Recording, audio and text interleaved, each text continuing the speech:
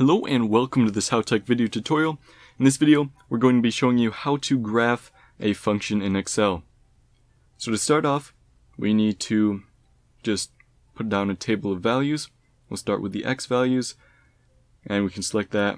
Just drag that handle down for the rest of our values to 10. And let's create a function here, f of x.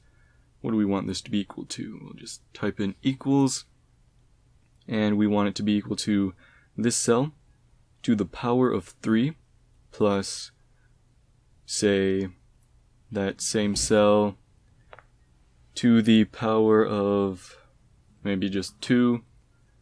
Then we'll add 5 to that, for example.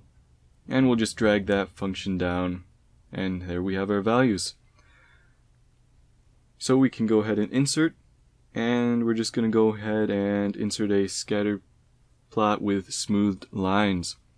And there's our function. This is really the only way to graph functions in Excel, but it does work, and we can go ahead and just enter in our function here for the title if we wanted to, and finish all that up. This has been a HowTech video tutorial. Please like, subscribe, comment, and thank you for watching.